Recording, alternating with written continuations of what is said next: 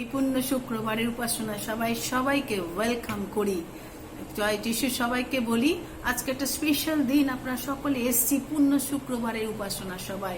এই good Friday এই পবিত্র গুড ফ্রাইডের দিনে আজকে যখন আমরা এসছি, আজকে আমরা দেখবো যে প্রভু যিশুর আমরা সেই ক্রুসিফিকশন, তার সেই ক্রুশারোপণ, তার সেই যন্ত্রণা, কষ্ট, দুঃখ আর একবার আমাদের মধ্যে যেন সে নিয়ে আসুক আলোড়ন। আমরা কোথায় আছি?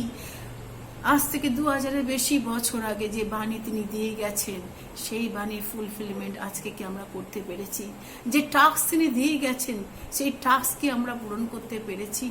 আজকে সেই প্রশ্ন। তাই আসুন আজকে দেরি না করে, আজ যখন আমাদের মন ভারাক্রান্ত, শুধু গুড ফ্রাইডে শুধুমাত্র এই সময় না, প্রতিদিন আমাদের সেই ক্রুশ বহন করতে হবে। বছরের বিশেষ একটি দিনে, বিশেষ সময় যখন আমরা আসি আর বসি আর বলি এই দিন হচ্ছে গুড ফ্রাইডে, এই দিন বড়দিন, এই দিন ইস্টার সানডে। না প্রিয় ভাই বোন, প্রতিদিন আমাদের কাছে গুড ফ্রাইডে, প্রতিদিন বড়দিন, প্রতিদিন ইস্টার সানডে। যখন যিশু আমাদের জীবনে আসবে, সেই দিনই হবে আমাদের কাছে সেই মহান জীবন, মহান দিন। আমরা সেই জীবন লাভ করেছি। আজকে সেই দেখবো সেই ক্রুশীয় ঘটনার কথা। আমরা জানি যে প্রভু যিশু তিনি সেই যে রবিবার তিনি সেই যখন সেই বিজয়ী যাত্রা, জেরুজালেম বিজয়ী যাত্রা, এবং তারপরে সোমবার তিনি ডুমুর গাছকে অভিশাপ দিলেন। এই সোমবারে মন্দির পরিষ্কার করলেন। এই সোমবারে তিনি কি ক্ষমতা বিষয়ক প্রশ্ন তাকে করা হলো, এবং যিশু কি করলেন না, মঙ্গলবার তার বৈথনিয়াতে তার অভিষিক্ত হলো।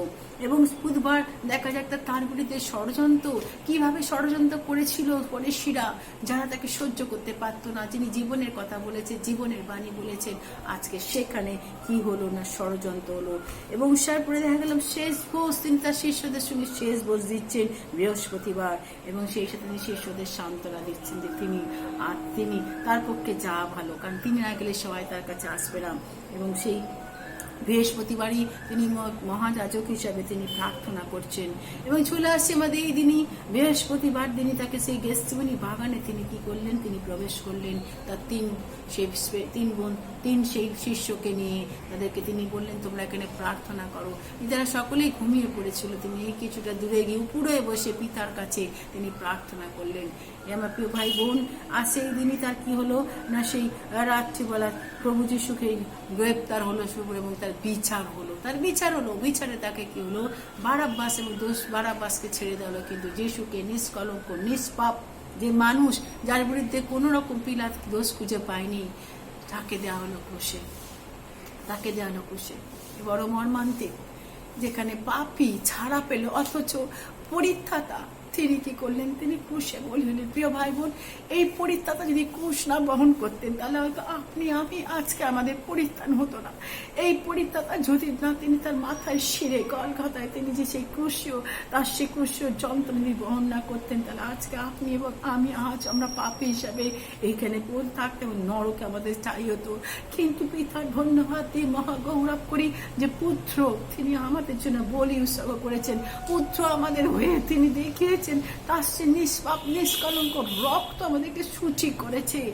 তার বিরুদ্ধে যত ষড়যন্ত্র করা হয়েছিল, তার বিরুদ্ধে যে এলিগেশন আনা হয়েছিল, যাতে তিনি ছিলেন নিষ্পাপ নিষ্কলঙ্ক।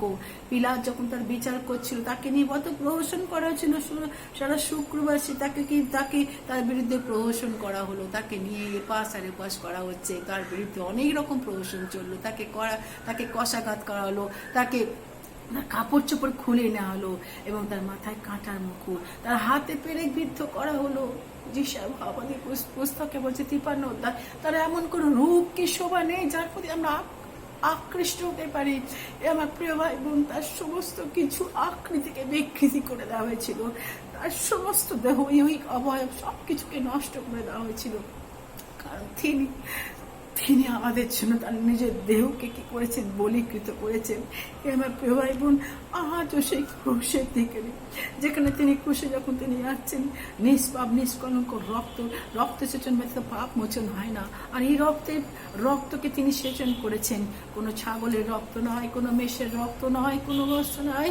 ইব্রু পুস্তক বলছে 9 অধ্যায় 27 পদে যে তিনি আমাদের জন্য কি করলেন না, তিনি নিজেকে বলীকৃত করলেন। আমার প্রিয় ভাই বোন, আর এই বলীকৃত খ্রিস্ট যিনি আজকে সেই ক্রুশের উপরে তিনি উঠলেন, 6 ঘন্টা তিনি নির্মম সেই তিনি ঝুলে রাখলেন। ক্রুশের দণ্ড এমন হল, তার নির্মম যন্ত্রণা, তার সে কষ্ট, তিনি যখন পিপাসিত হলেন আর তাকে জলের পরিবর্তে তিক্ত অম্লরাজ দেওয়া হলো, তার জামা কাপড় সমস্ত গুলিপাট করা হয়েছিল, তাকে সম্পূর্ণ নেকেট করা হয়েছিল, তাকে সেই বেগুনি রঙের পরা হয়েছিল, তাকে বিদ্রুপ করা হয়েছিল।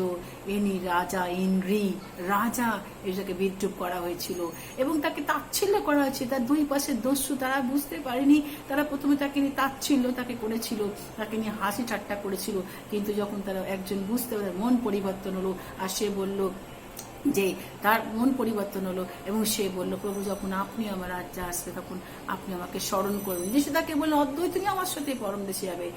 সে প্রথম বাণী ছিল, পিতা এদের ক্ষমা করে, এরা কি করছে জানে না। তিনি কোন রকম তিনি প্রতিশোধ রিভেঞ্জ নেননি, কোন রকম তিনি প্রতিশোধ তিনি নেননি, বরং তিনি সে ক্ষমার বাণী বলেছেন। তিনি তাকে যখন জল পিপাসা পেয়েছে আর সে জলের পরে তাকে অম্লরাজ দেওয়া হলো, তাতেও তিনি কোনো প্রতিবাদ করেননি। তিনি বলে, এলি এলি লামা সাবক থানি, পিতা আমার তুমি কেন আমায় পরিত্যাগ করেছো। পিতা তাকে সাময়িক কিঞ্চিত সময় তাকে পরিত্যাগ করেছিল, কারণ সমস্ত পৃথিবীর ভাব তিনি নিজের মাথায় নিয়েছিলেন। চিন্তা করুন, আজকে আপনার পাপের বোঝা, পাপের ডালি কেউ নেবে না, আজকে আপনার পাপের গ্লানি কেউ ভোগ করবে না, কিন্তু একজনই করেছিলেন, স্বয়ং প্রভু যিশু, পিতার একমাত্র পুত্র সে করেছিল। ওই ইব্রিয় পুস্তক তিনি বলছে 7 অধ্যায় 25 বলছে, তিনি মাংসের প্রবাসকালে তিনি প্রবল আর্তনাদ করলেন এবং তার পক্ষে তিনি ঈশ্বরের পুত্র অনেক কিছু করতে, কিন্তু না, তিনি আজ্ঞাবহ হলেন, পিতার আজ্ঞাবহ। ইভেন তিনি ক্রুশে মৃত্যু বহন করছেন, পিতার আজ্ঞাবহ তিনি হলেন। প্রিয় ভাই বোন, আজকে সেই কথাই বলে, প্রিয় ভাই বোন, আজ সেই কথাই বলে, আজও তিনি বলছেন যে ক্রুশের উপর দুহাত বাড়িয়ে যিশু ডাকেন, ফিরে আয়। ক্রুশের উপরে দুহাত বাড়ায় যিশু ডাকেন, ফিরে আয়, ফিরে আয়।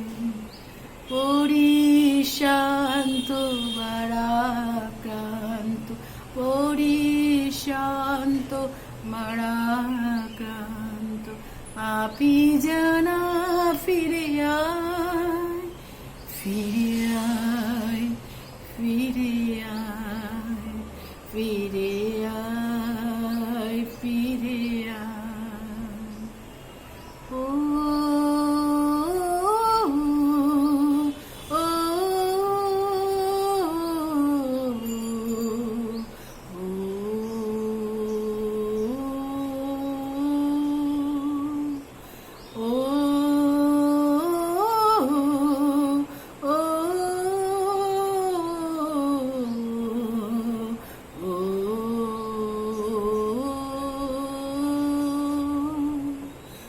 এখানে আছে জীবনের আলো, এখানে নেই কো মৃত্যু কালো, এখানে আছে জীবনের আলো, এখানে নেই কো মৃত্যু কালো। আছে আছে শুধু আছে শান্তি, আছে আছে শুধু আছে শান্তি, চির আনন্দময়। ফিরে আয়, ফিরে আয়, ফিরে আয়, ফিরে আয়। ও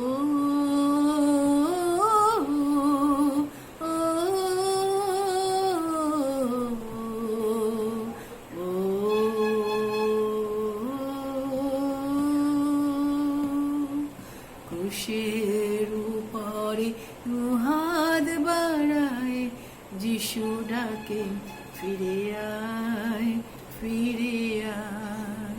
পরিশান্ত মারাক্রান্ত, পরিশান্ত মারাক্রান্ত, পাপী জনা ফিরে আয়, ফিরে আয়, ফিরে আয়, ফিরে আয়, ফিরে আয়।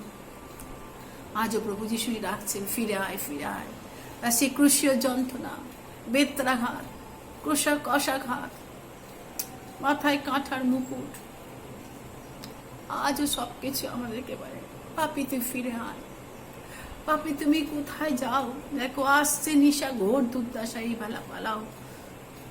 আজকে সেই ক্রুশীয় যন্ত্রণা মৃত্যু তিনি বহন করেছেন আমাদের জন্য। তিনি প্রায়শ্চিত্তের বলি হয়েছিলেন। বছরের পর বছর যাজকরা যখন সেই বলি দিত, সে কিন্তু তাতে কিছু খারাপ হলো না। কিন্তু প্রভু যীশু তিনি একবারই সবার জন্য বলি উৎসর্গ করে গেলেন, নিষ্পাপ নিষ্কলঙ্ক মেষের বলি। আর আজকে যতই পাপ আমাদের পাপ গভীর থাকুক না কেন, জাসকালি ক্রুশের কাছে যখন আমরা আসি আর বলি পিতা আমাদের ক্ষমা করে দাও, পিতা আমাদের সমস্ত পাপকে ধুয়ে মুছে। আজ সেই দিন, যেই দিন প্রভু যীশু ডাকছেন, আপনি ডাকে সারা দিন। আজ সেই দিন ক্রুশাফিক, আজকে সেই পূর্ণ শুক্রবার গুড ফ্রাইডে দিন। আজকে শুধুমাত্র দুপোটা চোখের জল ফেলে দেওয়ার জন্য, আজকে হারানো আত্মাদের নিয়ে আসার দিন, আজকে সেই সুসমাচার প্রচার করার দিন, আজকে নরকে যারা ছুটছে তাদেরকে নিয়ে আসা, তারা পরিশ্রান্ত ভারাক্রান্ত লোক সকলকে যিশুর কাছে ফেরত নিয়ে আসার দিন। আজকে সেই দিন তার যন্ত্রণা, তার নির্মম কষ্ট, তার গ্রেপ্তার, তার সঙ্গে যে সমস্ত অপমান লাঞ্ছনা, তার বেত্রাঘাত, তার কালে চর, সমস্ত তিনি মুখ বুঝে সহ্য করেছে শুধুমাত্র আপনার এবং আমার জন্য। আজকে আসুন, প্রত্যেকটা বাণী যখন হবে, দেখুন আপনি ঈশ্বর আপনার সেই কথা বলবেন, আপনার মাইন্ডকে আপনি টিউন করুন আর বলুন, প্রভু এই যে আমি শুনতে চাই তোমার কথা। দেখুন আজকে আমরা কোথায় পড়ে আছি, আজকে তিনি যাচ্ছেন। প্রতিদিন যদি সেই ক্রুশ না বহন করে, তাহলে আপনার এবং আমার জীবন হচ্ছে বৃথা। তো ভাই বোন, আজকে আসুন তার কাছে নিজেকে স্যারেন্ডার করুন, তার কাছে স্যারেন্ডার করুন। পরবর্তী যখন বাণীগুলো হবে, দেখুন ঈশ্বরের বাক্য কিভাবে আমাদের সামনে আসছে। ঈশ্বর বলতে চাইছেন, আপনি সারা দিন রেসপন্স করুন। আমিন।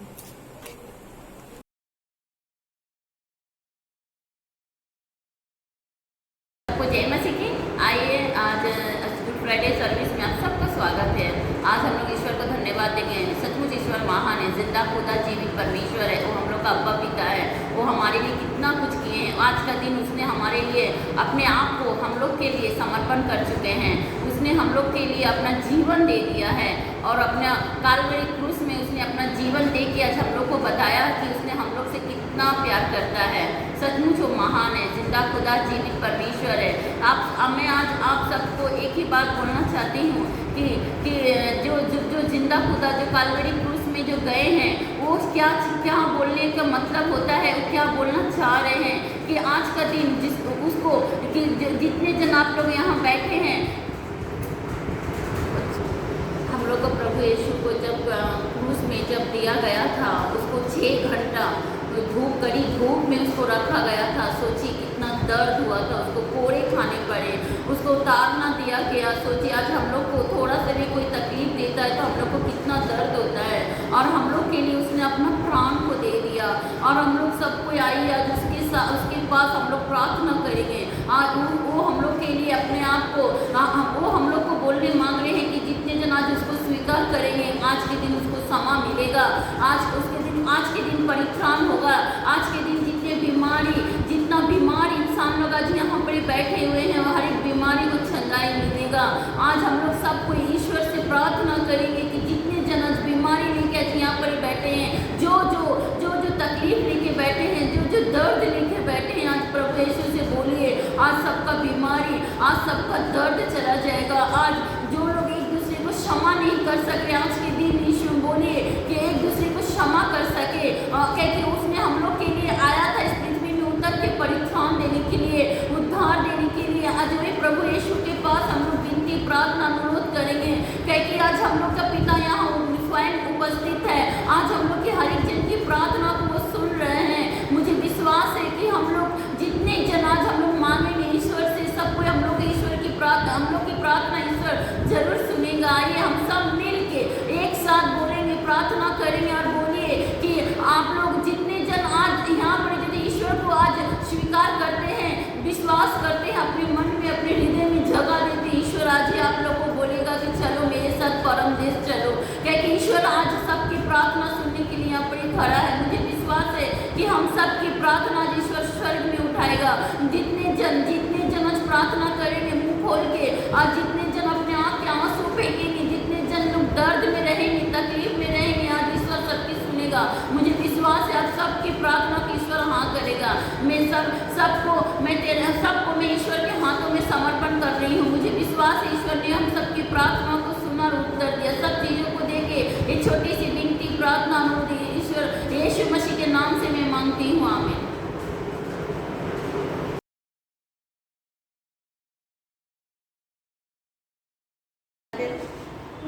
পবিত্র শুক্রবারের জন্য সকলকে আমরা ধন্যবাদ দিই, ঈশ্বরকে আমরা ধন্যবাদ দিই আমাদের জীবনে আসার জন্য।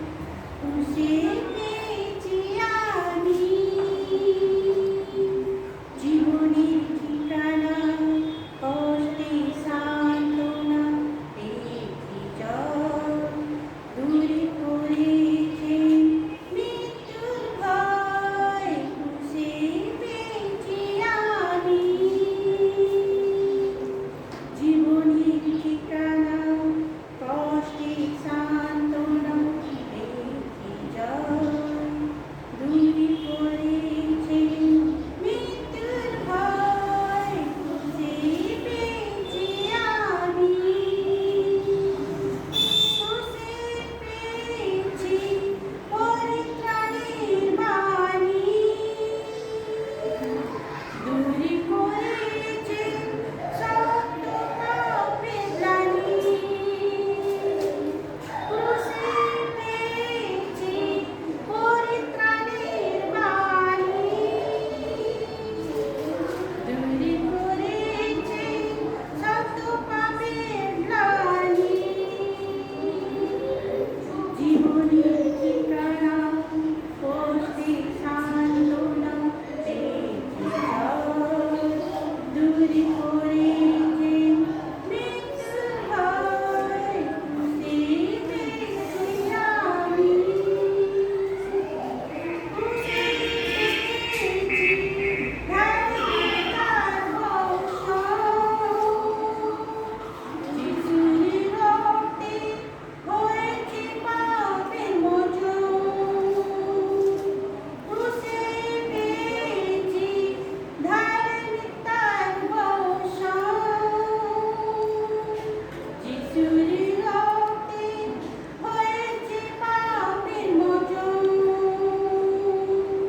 জীবনের ঠিকানা, কষ্টে সান্ত্বনা পেয়েছি জয়, দূরে করেছে মৃত্যুর ভয়। খুশি পেয়েছি আমি।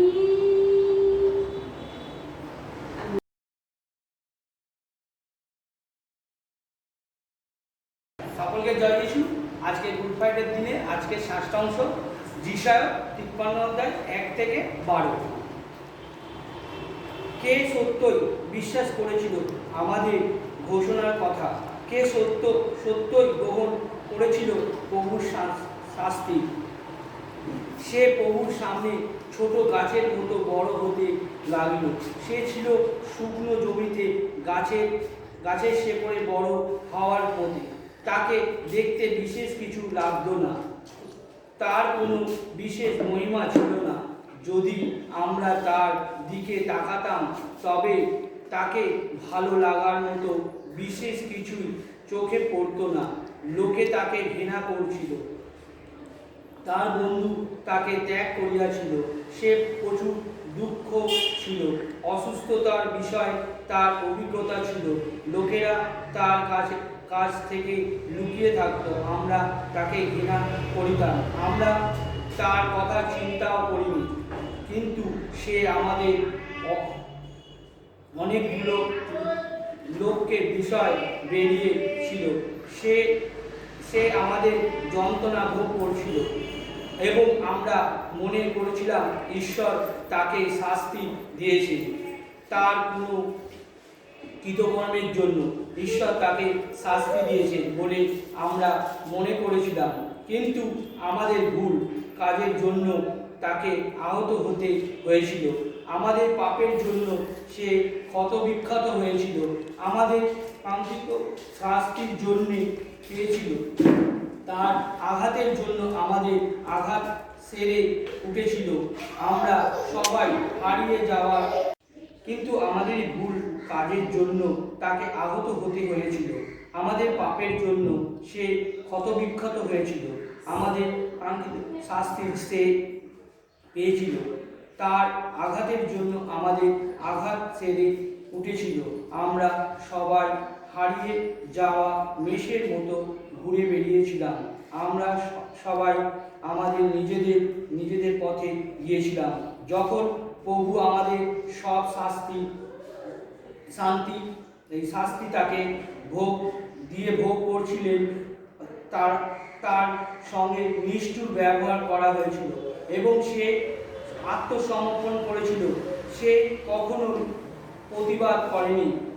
মেষকে যেমন হত্যার জন্য নিয়ে যাওয়া হলে সে নালিশ করে না, তেমনি সেও চুপচাপ।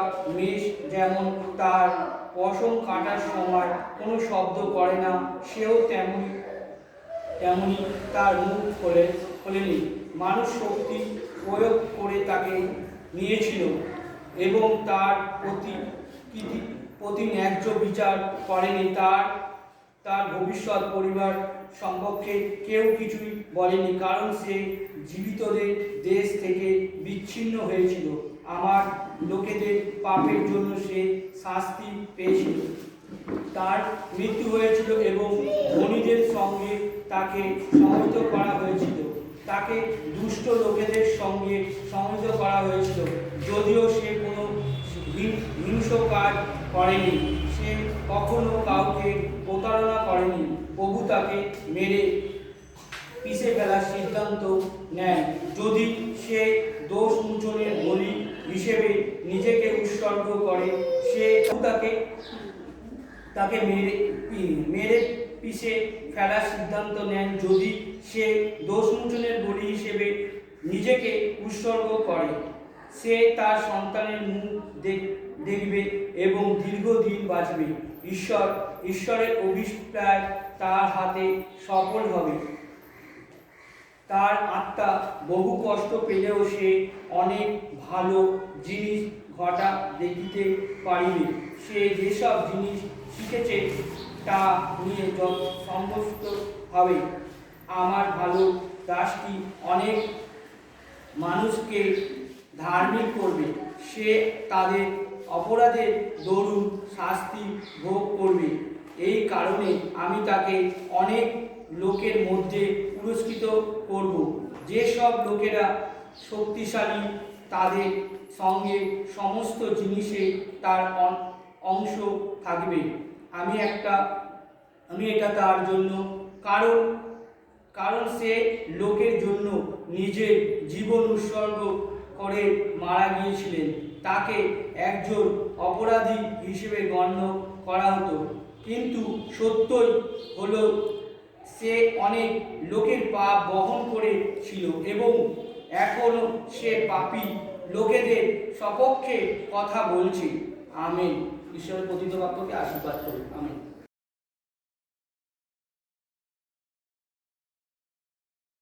सबको जय मसीह की। जो क्रूस पे कुर्बान है वो मेरा मसीहा है। हर ज़ख्म जो उसका है वो मेरे गुनाह का है। हर ज़ख्म जो उसका है वो मेरे गुनाह का है। जो क्रूस पे कुर्बान है वो मेरा मसीहा है। हर ज़ख्म जो उसका है वो मेरे गुनाह का है। इस दुनिया में ले आए मेरे ही गुनाह उसको, मेरे ही गुनाह उसको।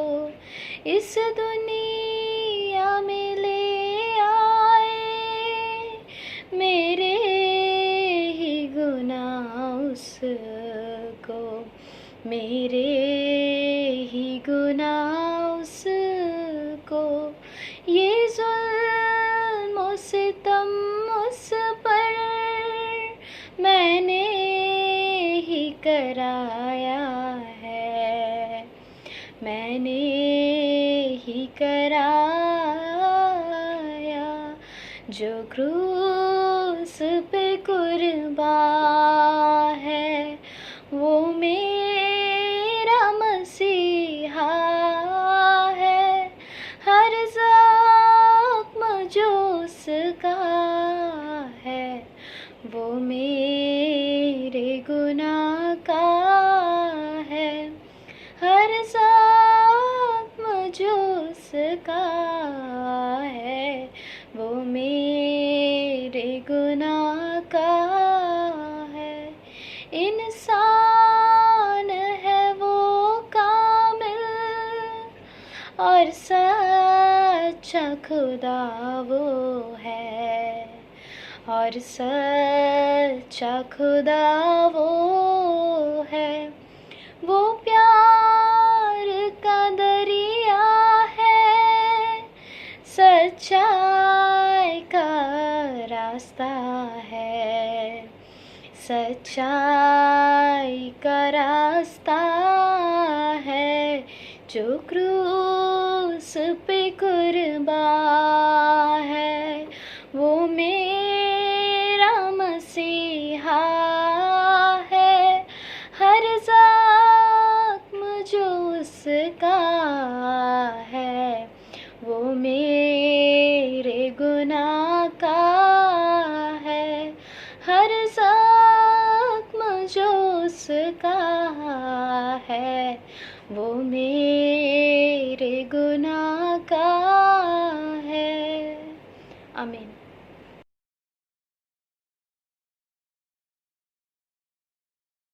জয় যিশু, সকলকে যিশু খ্রিস্টের নামে ধন্যবাদ জানাই। আসুন আমরা আজকে প্রার্থনা করি, প্রচুর বন্ধ করি। মনোময় ঈশ্বর, তোমাকে ধন্যবাদ দিই প্রভু। আরেকবার প্রভু তুমি আজকে সুন্দর দিন দেখতে সাহায্য করেছো পিতা। তোমার উপস্থিতি আমাদেরকে নিয়ে এসছো প্রভু, যতজন আজকে প্রভু তোমার উপস্থিতি এসছে প্রভু, প্রত্যেকে তুমি আশীর্বাদ করে প্রভু। আজকে যা কিছু আমরা প্রভু সে তোমার কাছে প্রার্থনা করবো, তোমার সে পবিত্র বাণী বলবো প্রভু যিশু, আমাদেরকে তোমার সেই বাণী বলতে সাহায্য করো। তোমার সেই বাণী দিয়ে প্রভু প্রত্যেকের জীবনে তুমি কাজ করো। হ্যাঁ পিতা, তুমি যখন সেই ক্রুশে গেছিলে প্রভু যিশু, তুমি সে তোমার বাক্য দিয়ে বলেছো হে পিতা তুমি এদের ক্ষমা করো। হ্যাঁ পিতা, তুমি আমরা কত তোমাকে কষ্ট দুঃখ দিয়েছি প্রভু, তার সাথে তুমি আমাদের পাপকে নাওনি প্রভু, তুমি আমাদের ক্ষমা করে দিয়েছো প্রভু। একমাত্র ক্ষমাকারী ঈশ্বর তুমি আজ, তুমি আমাদের দেখিয়ে দিয়েছো কী করে মানুষকে ভালোবাসতে হয়, কী করে ক্ষমা করতে হয়। হ্যাঁ পবিত্র আত্মা, আমরা যেন সেই তোমার মতন হতে পারি প্রভু, তোমার মতন অতনন্য হতে পারি প্রভু। যা কিছু আমাদের মধ্যে সেই মন্ত্রটা আছে তুমি দূর করে দাও ঈশ্বর, তুমি একমাত্র পারো প্রভু আমাদের সঠিক পথে চালাতে প্রভু।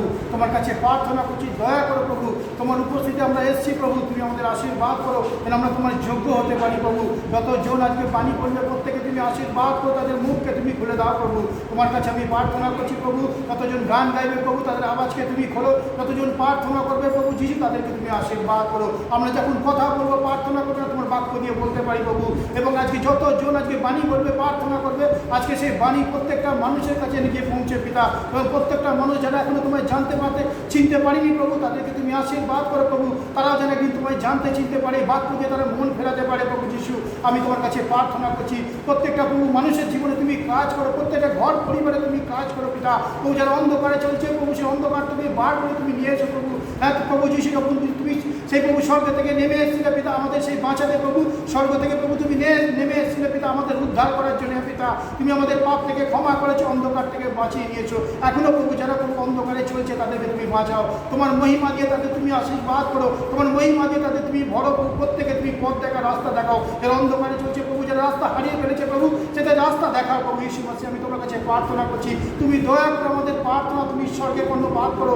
আমাদের প্রভু তুমি আশীর্বাদ করো প্রভু, আমাদের মণ্ডলীকে তুমি আশীর্বাদ করো, আমার মণ্ডলীর প্রত্যেকটা সদস্যকে তুমি আশীর্বাদ করো, আমার মণ্ডলীর পরিবারকে তুমি আশীর্বাদ করো। আমরা যেন এরমভাবে আত্মায় বেড়ে উঠতে পারি প্রভু যীশু, এবং প্রভু সকলের জন্য প্রার্থনা করতে পারি। পবিত্র আত্মা আমি তোমার কাছে প্রার্থনা করছি, দয়া করো, তোমার ব্লেসিং দিয়ে আমাদের ভরিয়ে দাও প্রভু। আমরা তোমার কাছে যা কিছু পাপ অন্যায় করেছি প্রভু যীশু, প্রার্থনা করছি তুমি আমাদের ক্ষমা করো, তোমার রক্ত দিয়ে আমাদের ক্ষমা করো। হ্যাঁ পিতা, আমরা জানি একমাত্র তুমি আমাদের ক্ষমা করতে পারো, আর কেউ নেই প্রভু। তোমার কাছে প্রার্থনা করছি তুমি আশীর্বাদ করো প্রভু, প্রত্যেকে ভালো রেখো, সুস্থ রেখো পিতা। হ্যাঁ প্রভু যীশু, প্রভু তুমি সেই ক্রুশে গেছো প্রভু যীশু আমাদের আমাদের জন্য পিতা। যে পাপ যে অপরাধ আমরা করেছিলাম প্রভু, তার দণ্ড তুমি নিয়েছো প্রভু, তুমি আমাদের ক্ষমা করে গেছো প্রভু যিশু। পিতা আজকে তুমি ক্রুশে দিন না যেতে প্রভু, সেই ক্রুশে আজকে আমরা যেতাম প্রভু। তুমি চাওনি প্রভু তোমার সন্তানরা প্রভু সেই কষ্টের মধ্যে থাকুক পিতা। তুমি আমাদের জন্য প্রভু আমাদেরকে বাঁচিয়ে গেছো পিতা, নিজের জীবন দিয়ে প্রভু তুমি আমাদের বাঁচিয়ে গেছো প্রভু। তার জন্য তোমাকে অসংখ্য ধন্যবাদ প্রভু। প্রার্থনা করছি প্রভু যিশু, আমরা যেন তোমার হয়ে প্রভু চলতে পারি, তোমার সঙ্গে না চলতে পারি পিতা প্রভু, তোমার বাধ্য যেন হতে পারি প্রভু, তোমার আজ্ঞা যেন পালন করতে পারি, এবং যার জন্য তুমি আমাদের প্রেরণ করেছে পৃথিবীতে নিয়ে এসছো পিতা প্রভু যিশু, তোমার সেই সুসামরিক কাজ যেন আমরা করতে পারি, প্রত্যেকটা আত্মাকে প্রভু তোমার বাক্য দিয়ে বাঁচাতে পারি প্রভু। তোমার সেই হিলিং আমাদের দাও প্রভু প্রভু, এবং তোমার উপর যেন সর্বদা আমাদের সঙ্গে থাকে পিতা। তার জন্য তোমাকে যে প্রার্থনা করছি প্রভু প্রভু ধন্যবাদ দিই প্রভু, বিশ্বাস করছি তুমি আমার সকল প্রার্থনা শুনেছো, উত্তর দিয়েছো, সমস্ত কিছু তোমার হাতে দিয়ে প্রার্থনা হিসাবে তোমার নামে চাইলাম, আমেন।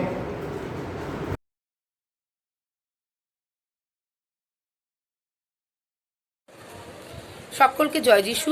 পবিত্র পূর্ণ শুক্রবারে প্রত্যেককে শুভেচ্ছা জানাই। আসুন এখন আমরা প্রভু যিশুর ক্ষমার বাণী শুনব।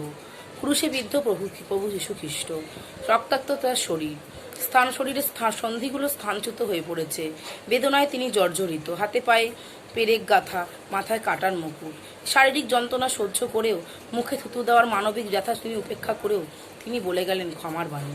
লুকলিখিত সুসমাচার 23 অধ্যায় 34 পদ, পিতা ইহাদিওকে ক্ষমা করো, ইহারা জানে না ইহারা কি করিতেছে।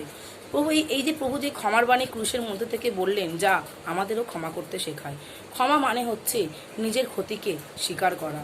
যেরকম আমরা দেখেছি পুরাতন নিয়মে যোসেফের ভাইরা যোসেফকে মেরে ফেলতে চেয়েছিল, ব্যবসায়ীর কাছে বিক্রি করে দিয়েছিল, কুয়োয় ফেলে দিয়েছিল, তবুও কিন্তু যোসেফ তার ভাইদের ক্ষমা করেছিল। আমরা আরও দেখি পুরাতন নিয়মে শৌল দায়ুদকে মেরে ফেলতে চেয়েছিল, কিন্তু দায়ুদ কিন্তু শৌলকে ক্ষমা করেছিল। প্রভু যীশুখ্রিস্ট কিন্তু সমগ্র জাতির জন্য, সর্বকালে সর্বজাতির জন্য এই ক্ষমার বাণী, এই প্রেমের বাণী বলেছিলেন। ক্রুশ হলো একমাত্র ক্ষমার স্থান। ক্রুশ হলো ঈশ্বরের ভালোবাসার পবিত্রতম নিদর্শন। আর এই ক্রুশের মধ্যে দিয়েই ঈশ্বর এই ক্ষমার বাণী বলে গেছেন। আমরা জানি রক্তসেচন ছাড়া পাপমোচন হয় না। সমগ্র মানব জাতি সেই পাপে যে পরিপূর্ণ ছিল, আদাম আর হবার মধ্যে দিয়ে যেই পাপ মানুষের মধ্যে প্রবেশ করেছিল, ঈশ্বরের সাথে মানুষকে পৃথক করেছিল, সেই যিশু নিজেকে সেই ক্রুশে দিয়ে সেই পাপ থেকেই সমগ্র জগৎবাসীকে মুক্ত করলো। আর আমরা কি বুঝি ক্ষমা বলতে? এখানে আমরা কি বুঝি ক্ষমা বলতে? ঈশ্বর এখানে বলতে চেয়েছেন, আমি যেমন তোমাদেরকে ক্ষমা করেছি, তোমরাও একে অপরকে ক্ষমা করো। তোমরা যদি একে অপরের প্রতি সহিষ্ণুতা না দেখাও, তোমরা একে অপরের প্রতি যদি নতনম্রতা না হও, তোমরা কখনো তাহলে একে অপরকে ক্ষমা করতে পারবে না। কেন প্রভু যিশু ক্ষমা করেছিলেন? কারণ প্রভু যিশু যদি প্রত্যেককে ক্ষমা না করতেন, তাহলে তিনি যে ভবিষ্যতের বাণী, যে ভবিষ্যৎ পরিকল্পনা, তা কখনো পূর্ণ হতো না। মানুষ কখনো তার পাপ থেকে মুক্ত হতো না। মানুষের যে ঈশ্বর যে ভবিষ্যৎবাণী করে দিয়েছিলেন, তা কখনো পূর্ণ হতো না। আর প্রভু যিশু সেই রক্ত দিয়ে, সেই ক্রুশে নিজেকে ক্ষতবিক্ষত করে, নিজেকে সেই পাপ না করেও সমগ্র জাতির পাপ তার নিজ হাতে তুলে নিয়েছিলেন, যাতে আদম আর হবার মধ্যে দিয়ে যে পাপ মানুষের মধ্যে প্রবেশ করেছিল, সেই পাপকে নিজ কাঁধে তুলে নিয়ে তিনি আবার মানুষের সাথে ঈশ্বরের পুনর্মিলন ঘটালেন। তিনি আবার দেখালেন, সেই নিদর্শন তিনি রেখে গেলেন যে ক্ষমাই হচ্ছে একমাত্র শ্রেষ্ঠতম নিদর্শন। আমরা দেখতে পাই যে, আমরা জানি যে যখন প্রভু যিশু যখন সে প্রচার করছিলেন, তিনি পিতরকে বলেছিলেন, কেউ যদি তোমার বিরুদ্ধে কোনো পাপ করে, তবে তুমি তাকে 7 গুণ 70 বার ক্ষমা করবে। হ্যাঁ, ঈশ্বর বলেছে, আমি তোমাদের অধর্মকে আর মনে রাখবো না, আমি তোমাদের পাপকে ক্ষমার চোখে দেখব। প্রভু যিশু আরও বলেছেন, প্রভু যিশু এই ক্ষমার বাণী কাদের জন্য বলেছিলেন? প্রভু যিশুকে শুধুমাত্র তখন যে ক্রুশের ওপর দাঁড়িয়ে বলেছিলেন, ইহাদিওকে ক্ষমা করো, ইহারা জানে না এরা কী করেছে, শুধু কি তখন সেখানে যারা উপস্থিত ছিল, সেই রোমীয় সৈন্যরা, সে পিলা, তাদের জন্য কি শুধু বলেছিলেন? না, প্রভু যিশু অতীত, বর্তমান, ভবিষ্যৎ, সর্বকালের সর্বজাতি প্রত্যেকটি মানুষের জন্য তিনি এই ক্ষমার প্রার্থনা করেছিলেন। রোমীয় সৈন্যরা জানতো না যে তিনি সত্যি ঈশ্বরের সন্তান। যদি তিনি জানতেন, তাহলে আমরা দেখতে পাই 1 কোরিন্থীয় 2 অধ্যায় 8 পদে তিনি বলেছেন যে যদি এরা সত্যি জানতো, তাহলে কখনো যিশুকে তারা কখনো ক্রুশে দিত না, পবিত্র ঈশ্বরকে তারা কখনো সেই ক্রুশে সমর্পণ করতেন না। আর ঈশ্বর কিন্তু যদি নিজেকে ক্রুশে না দিত, তাহলে আমরা কিন্তু কখনো আমাদের পাপ থেকে ক্ষমা পেতাম না। আমরা দেখি যে শত্রুদেরকে প্রভু কী বলেছেন? প্রভু বলেছেন, আমি তোমাদেরকে বলছি, তোমরা শত্রুদের ভালোবাসো, যারা তোমাদের নির্যাতন করছে তাদের জন্য তোমরা কি করো? প্রার্থনা করো। তোমরা নতনম্র হও, তোমরা ঈশ্বরের কাছে বাধ্য হও। তোমরা যখনই ঈশ্বরের কাছে বাধ্য সন্তান হবে, তোমরা যখনই একে অপরকে ক্ষমা করতে পারবে তখনই তোমরা ঈশ্বরের ক্ষমা পাবে। আর ঈশ্বরের ক্ষমা পেতে হলে আমাদের কি করতে হবে? ঈশ্বরের ক্ষমা পেতে হলে আমাদের নিজেদের পাপকে সর্বপ্রথম স্বীকার করতে হবে। আমাদের হৃদয়ে অনুতপ্ত হতে হবে যে পাপ আমরা করেছি, সেই পাপকে শুধু স্বীকার করলেই হবে না, সেই পাপের জন্য আমাদের হৃদয়ে অনুতপ্ত হতে হবে।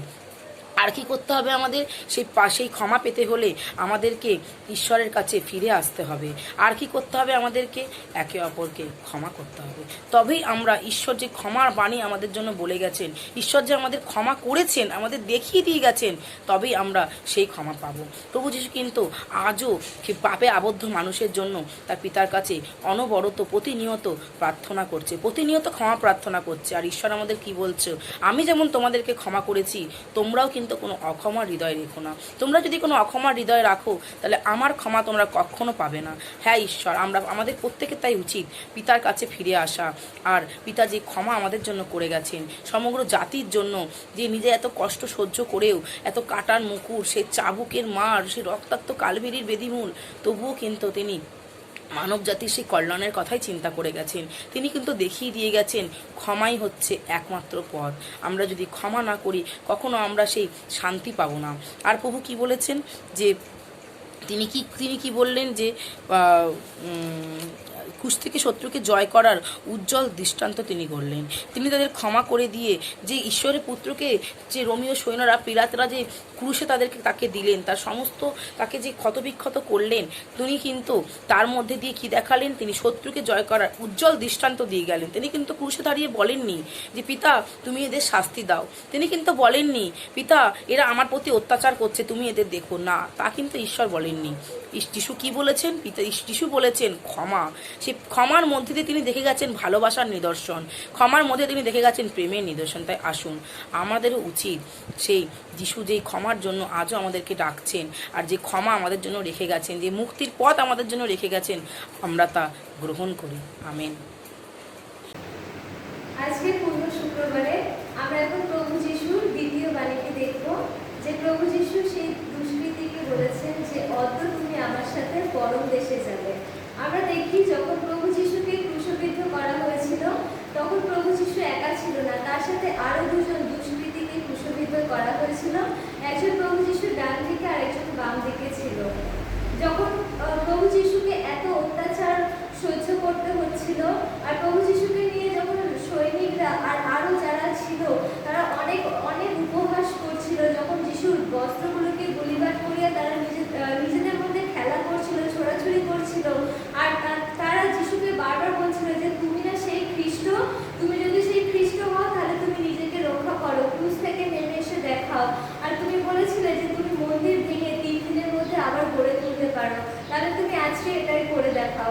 কিন্তু প্রভু যিশু তাদের এই এত কথা শুনছিল, তাকে অনেক বিদ্রুপ, অনেক উপহাস সহ্য করতে হয়েছিল।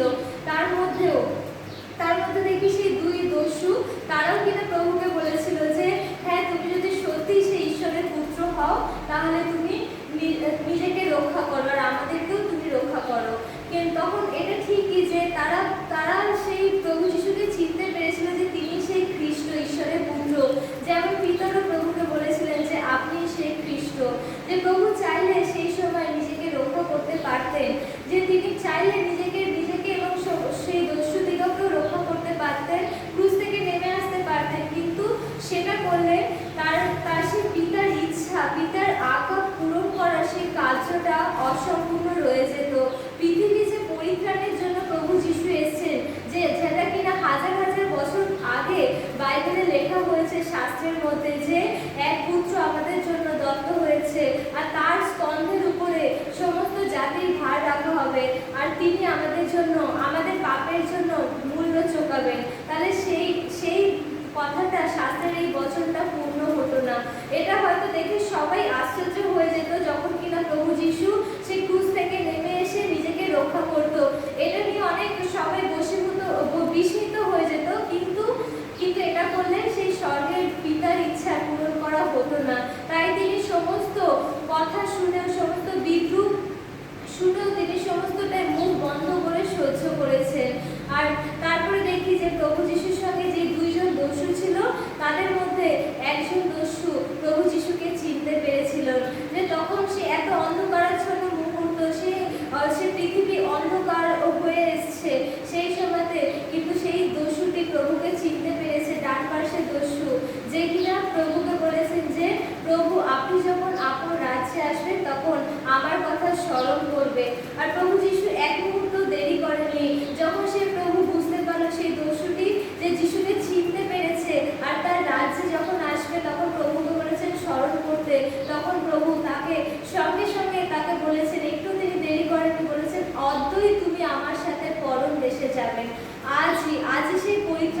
দিবস। যে যেই অন্ধকারের সময় যা কিনা প্রভু যিশু হয়তো অন্য কোনো শিষ্য যেটা দেখতে বা জানতে হয়তো সক্ষম হয়নি, যে এরকম সিচুয়েশনে এত এত কষ্ট প্রভু যিশু যে কষ্ট করার প্রহার ক্রুশবিদ্ধ অবস্থায় ঝুলছিলেন, সেই রকমভাবেই অকথ্য অত্যাচার সেই দুষ্কৃতির দিগকেও সহ্য করতে হয়েছিল। কিন্তু তার এই ক্ষতবিক্ষততা নিয়েও সেই দুষ্কৃতিটি প্রভুকে চিনতে পেরেছিল, আর তার রাজ্যে তার দ্বিতীয় আগমনে সে বিশ্বাস করতে পেরেছিল। সেই দক্ষিণ পাশে দস্যুটি দেখেছিল যে প্রভুর সেই ক্ষমার হৃদয়কে দেখেছিলেন, যে এত কষ্টের মধ্যে দিয়েও প্রভু ক্ষমা করছেন, এত কষ্ট সে মৃদুর হয়ে তিনি সহ্য করছেন, নম্র হয়ে তিনি সহ্য করছেন, কিন্তু তিনি কোনো অভিশাপ নয়, কোনো কিছু নয়, কিন্তু তিনি সবকিছু মুখ বন্ধ করে সহ্য করছেন। আর এটাই হয়তো সেই দক্ষিণ দিকের দুষ্কৃতির মনে গিয়ে লেগেছিল, আর তার হৃদয়কে পরিবর্তন করেছিল, তার হৃদয় সেই জ্যোতিকে জ্বালিয়েছিল, যে জ্যোতি কিনা তাকে স্বর্গরাজ্যে নিয়ে যেতে পারে। সে চিনতে পেরেছিল প্রভু যিশুকে, যেখানে কিনা সে বাঁ পাশে দস্যু, সে কিন্তু প্রভুকে চিনতে পারেনি। সে প্রভুর একদম কাছে ছিল, কিন্তু সে তার হৃদয়কে কঠিন করে রেখেছিল। সে কিন্তু প্রভুকে একবারও রিকোয়েস্ট করেনি যে প্রভু যখন তুমি তোমার, আর সে বাঁ পাশের দস্যু সে যিশুর এত কাছে থেকেও তিনি কিন্তু যিশুকে চিনতে পারেনি। কিন্তু আজকে আমরা যখন প্রভু যিশুর এত কাছে থাকি, প্রভু যিশুর কাছে হয়তো আমরা রোজই আসি, প্রার্থনা উপাসনে আমরা অংশগ্রহণ করি, কিন্তু যদি আমরা আমাদের হৃদয় কঠিন করে রাখি, তাহলে আমরা আজকে ওই দস্যুটির মতো আজকে আমাদের জীবনে যে সুযোগ আছে প্রভু যিশুর কাছে আসার, সেই স্বর্গ রাজ্যে যাওয়ার, সেই সুযোগটিকে হয়তো আমরাও হারিয়ে ফেলবো, যেমন করে সে বাদিকে দস্যুটা হারিয়ে ফেলেছিল। কিন্তু আমরা যেন সে তার মতো না হয়, কিন্তু যখন আমরা প্রভুর কাছে আসি, যেন আমরা প্রভুর রাজত্বকে যেন আমরা দেখতে পাই, প্রভুর দ্বিতীয় আগমনকে যেন আমরা বিশ্বাস করতে পারি। আর যেমন করে প্রভু বলেছিল যে যে যে তুমি আজকেই অদ্বৈ তুমি আমার সাথে পরম দেশে যাবে। আজ যদি আমরা প্রভুর কাছে এসে তার কাছে আমরা অনুতপ্ত হৃদয় নিয়ে স্বীকার করি, আমাদের সমস্ত পাপ ভার তার উপরে দিই, তাহলে প্রভু আজকেও আমাদেরকেও ক্ষমা করবে, আর আজকেই তিনি আমাদেরও নাম তার সেই জীবন পুস্তকে লিখবেন, আর আমরা আজই প্রভুর সঙ্গে তার সেই পরম দেশে উপস্থিত হব, কারণ তিনি সত্যের ঈশ্বর, আর তিনি যা যা বলেছেন আমাদের জীবনের জন্য সমস্ত কিছুই তিনি পূর্ণ করবেন। আমেন।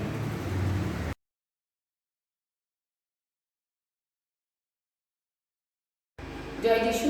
আমরা পূর্ণ শুক্রবারে একত্রিত হয়েছি প্রভু যিশুর তৃতীয় বাণী নিয়ে প্রার্থনা করার জন্য। প্রভু যিশু তৃতীয় বাণীর মধ্যে বলে গিয়েছিলেন, তার মাতা মরিয়মকে তার প্রিয় শিষ্যের হাতে তুলে দিয়ে বলেছিলেন, হে নারী, ওই দেখো তোমার পুত্র, এবং তার প্রিয় শিষ্যকে তিনি বলেছিলেন, হে পুত্র, দেখ ওই দেখো তোমার মাতা। প্রভু যিশু সেই ক্রুশের মধ্যে দিয়ে, রক্তমাখা শরীরের মধ্যে দিয়েও তিনি তার সে কর্তব্যকে কখনো দূরে সরিয়ে দেননি। তিনি তার মাতাকে হে নারী বলে সম্বোধন করেছিলেন এবং তার সেই শিষ্যের হাতে তুলে দিয়ে গেছিলেন, কারণ তিনি জানতেন যে তার যে ক্রুশীয় মৃত্যু হয়েছে তার মাতাকে অনেক রকম লাঞ্ছনা ভোগ করতে হবে, তাই তিনি তার সেই শিষ্যের হাতে তুলে দিয়ে গেছিলেন এবং তার দায়বদ্ধ দিক তাকে দিয়ে গেছিলেন, এবং তিনি বলেছিলেন যে হে শিষ্য, তো ওই দেখো তোমার মাতা, কারণ তিনি জানতেন তার আরও ভাই বোন আছে, কিন্তু তার প্রিয় শিষ্যই তার মাতাকে ঠিকভাবে দেখা ভরণ পোষণ করতে পারবেন। এবং আমরা যেন তার এই ক্রুশীয় এই যে বাণীর মাধ্যম দিয়ে যেন আমরাও সেই সমস্ত কিছু রাখতে পারি, আমাদের নিজেদের মাতা পিতা সব কিছু আমরা ত্যাগ করতে পারি, সেই ক্রুশীয় মৃত্যুর মধ্যে দিয়ে যেতে পারি, এবং তাদের ভার দায়িত্ব যেন আমরা সেই সঠিক হাতে দিয়ে যেতে পারি। প্রার্থনা করি আমরা আমাদেরকে সেই ক্রুশীয় মৃত্যুর মতন যেন সেই ক্রুশ গ্রহণ করতে, সেই মৃত্যুর মধ্যে দিয়ে যেন আমাকে গমন করতে হয়, এবং সমস্ত দায়িত্ব আমরা প্রত্যেকে সঠিক হাতে দিতে পারি।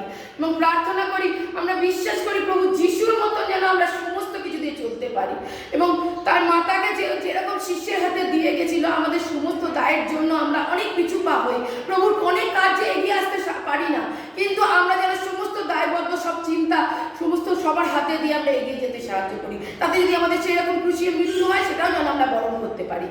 বিশ্বাস করি প্রভু যিশু আমাদের সবসময় সঙ্গে থাকবেন এবং আমাদের সমস্ত উপযুক্ত সেই সব কিছুকে তার সমস্ত দায়িত্ব দেওয়ার জন্য তিনি আমাদের চুজ করেছেন এবং সেই জায়গা পর্যন্ত পৌঁছে দেওয়ার মতন আমাদের সেই শক্তি দেবেন।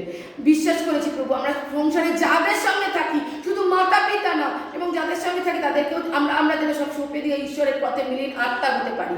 এই প্রার্থনা প্রভু যিশু তোমার চরণে রাখলাম। আমি বিশ্বাস করেছি তুমি এই প্রার্থনা শুনেছো, উত্তর দিয়েছে। ছোট্ট প্রার্থনা যিশু নাম তোমার চরণে রাখলাম, আমেন।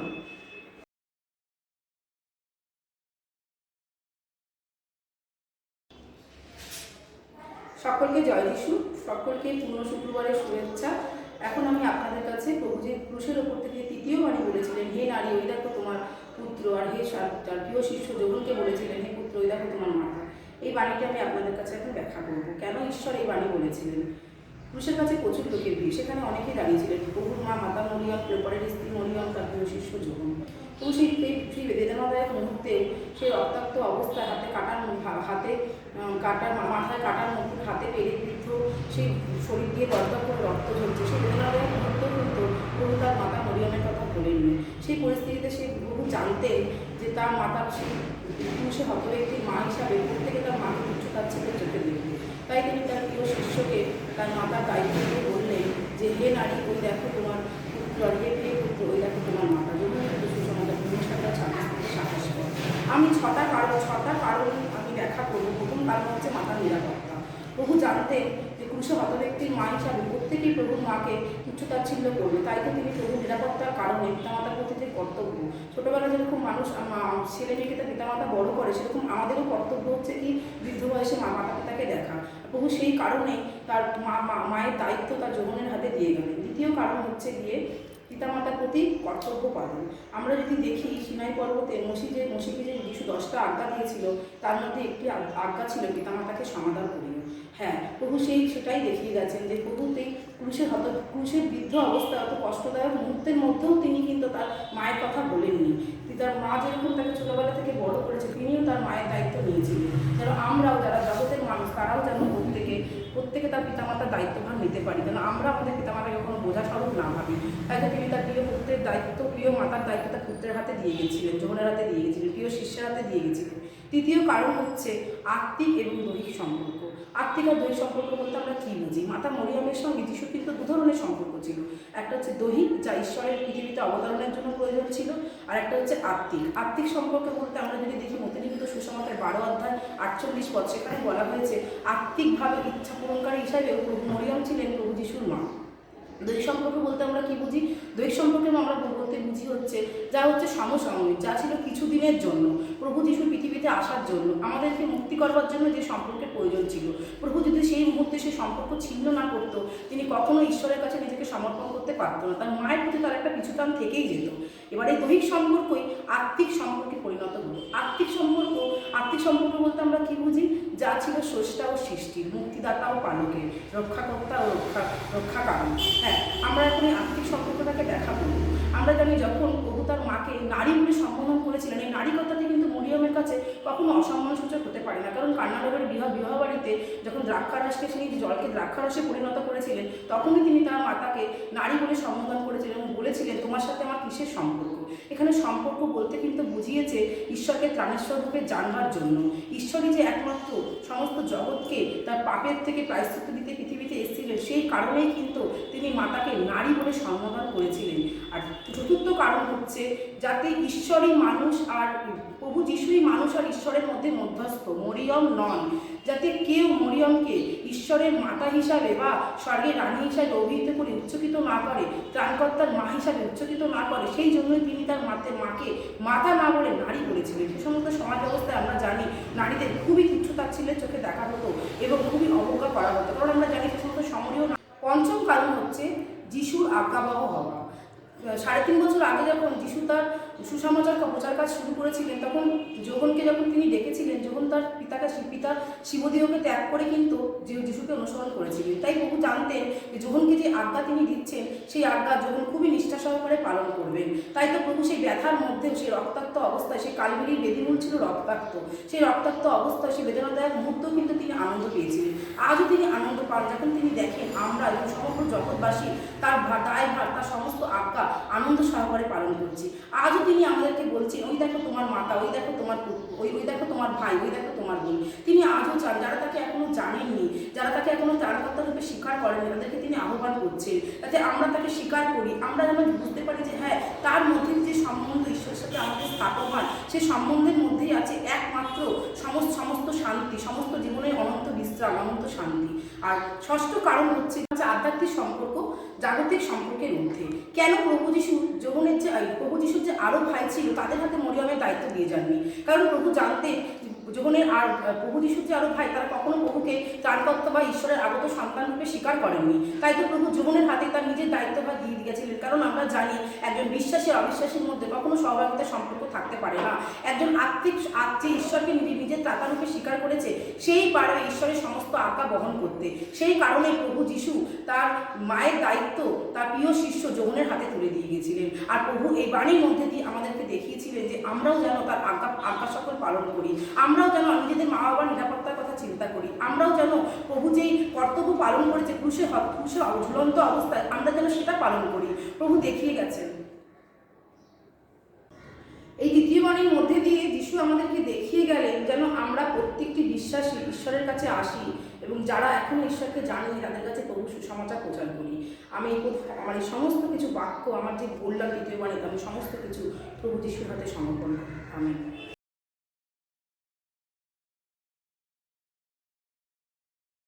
জয় যিশু সকল ভাই বোনেরা, আমরা আজকে পূর্ণ শুক্রবারের তিথিতে মিলিত হয়েছি প্রভুর বাণী শোনার জন্য। আসুন আমরা সকলে প্রভুর চতুর্থ বাণী, যেটি তিনি গলগাতার ক্রুশে দিয়ে গেছিলেন, সেটি শুনব। 12টা থেকে 3টে অবধি সমগ্র জগৎ অন্ধকারে নিমজ্জিত হলো। বেলা 3টের সময় যিশু চিৎকার করে বলে উঠলেন, এলি এলি লামা সাবাক্তানি, অর্থাৎ ঈশ্বর, আমার ঈশ্বর, কেন তুমি আমায় পরিত্যাগ করেছ? সকলে অন্ধকার দেখে ভাবলেন, অন্ধকার কেন হলো? আজকে কি কোনো অমাবস্যা বা সূর্য চন্দ্রগ্রহণ? কিন্তু তখন এমন কোনো তিথি ছিল না যাতে সূর্য বা চন্দ্রগ্রহণ হতে পারে। তাহলে কি সত্যিই এই ঈশ্বরের পুত্র ছিল, যার জন্যে আজকে জগৎ অন্ধকারে নেমে এসছে? মানুষ এই সকল ভাবার কারণে ছিল ঈশ্বরের পুত্র আজ পাপের ভার গ্রহণ করে আজকে গলগাথায় সেই কালভেরির ক্রুশে বিন্যস্ত। মানুষের পাপের ভারে তিনি আনত এবং তিনি আনত হওয়ার জন্য জগৎ আজ অন্ধকারে কন্দনরত। সূর্যও আজকে আনত। সূর্য অন্ধকারে নিমজ্জিত, কারণ যতক্ষণ না পুনর্বার সৃষ্টির পূর্ণ স্বরূপ আসে, তাই সে আনত। এতদিন অবধি যিশু বলে এসেছিলেন, পৃথা, তোমার ইচ্ছেই যেন আমার জীবনে সিদ্ধ হোক। যে ঈশ্বর তার কাছে ছিল প্রিয়, যে ঈশ্বর তার কাছে ছিল সবসময়ের সাথী, সেই ঈশ্বর তাকে আজকে পরিত্যাগ করে গেছেন। গেতসেমানি বাগানে লাস্ট সাপারের পর তিনি জানতেন যে তার শিষ্যরা তাকে ছেড়ে চলে যাবেন, তার প্রিয় লোক তাকে ছেড়ে চলে যাবেন, কিন্তু তিনি কখনো ভাবতে পারেননি যে সেই ঈশ্বর তাকে পরিত্যাগ করবে। কেন তাকে ঈশ্বর পরিত্যাগ করেছিল? আমরা যদি পুরাতন নিয়ম দেখে আসি, তাহলে কোনো মানুষ যদি কোনো পাপ করে এবং সে যদি মৃত্যুদণ্ড পায়, তাহলে তার দেহকে গাছে ঝুলিয়ে রাখা হয়। তার দেহ হয় কলুষিত, তার দেহকে স্পর্শ করা যায় না। কোনো মানুষ যদি অতিরিক্ত পাপের ভার বহন করে মৃত্যুদণ্ড নেয়, তাহলে সে হয় সেই নরক যন্ত্রণার সমযোগী। এবং আমরা জানি পাপী মানুষদের থেকে ঈশ্বর সর্বদা দূরে থাকেন। যখন ঈশ্বর জগৎ সৃষ্টি করেছিলেন, আদম হাওয়াকে তৈরি করেছিলেন এবং সেই এদেন উদ্যানে মানুষ যখন প্রথম পাপ করেছিলেন, এদেন উদ্যানে যখন আদম শয়তানের প্ররোচনায় প্রথম পাপ করেছিলেন, সে এবং পাপকে লুকিয়েছিলেন, সেই পাপ করা থেকেই কিন্তু ঈশ্বরের সাথে তার বিচ্ছেদ ঘটেছিল।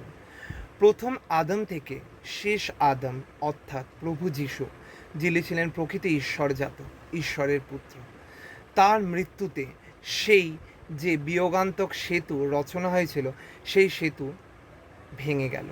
রচিত হলো এক পুনর্সেতু, যে সেতু দ্বারা মানুষের সাথে ঈশ্বরের মেলবন্ধন আবার স্থাপিত হলো। কারণ আমরা যে সকল পাপ করেছিলাম সেই পাপের বোঝা বহন করে ঈশ্বরের পুত্র নিজের রক্ত সিঞ্চন করলেন কালভেরি ক্রুশেতে।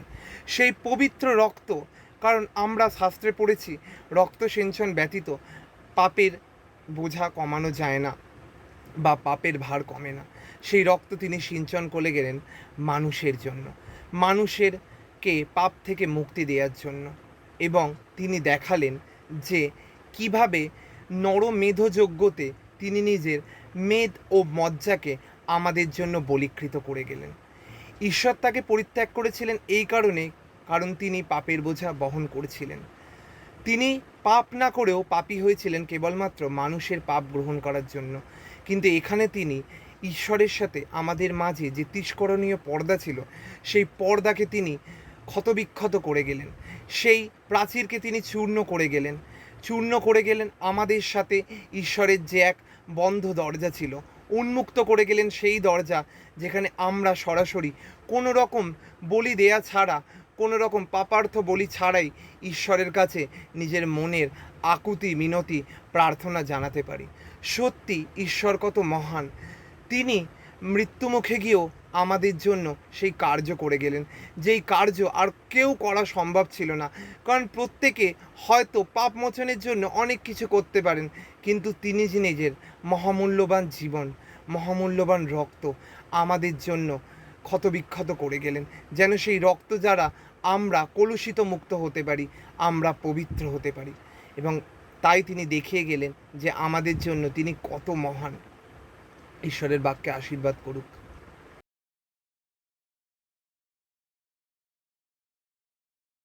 मेरे खातिर यीशु तूने लहू बहा दिया, इतना प्यार मुझसे तू करता है तूने दिखा दिया।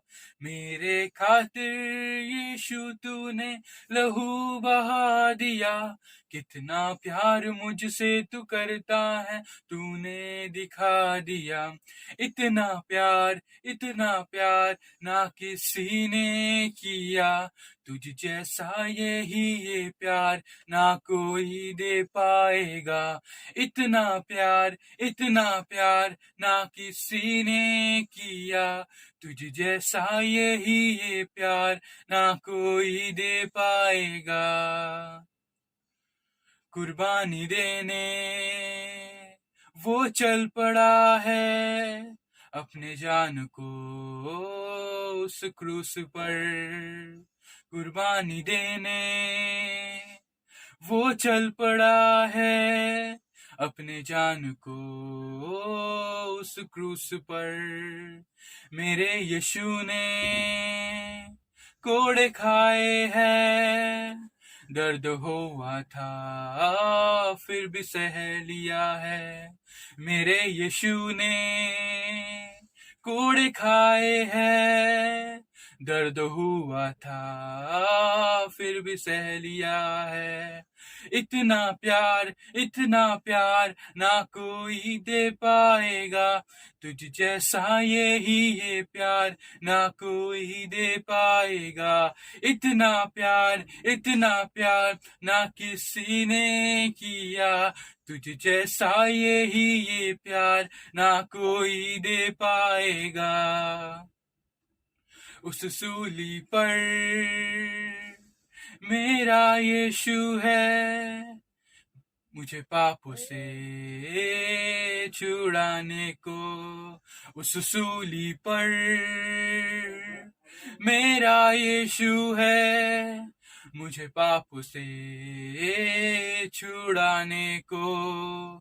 मुक्ति दिलाने वो आया है, सारे पापियों को अपना बनाने।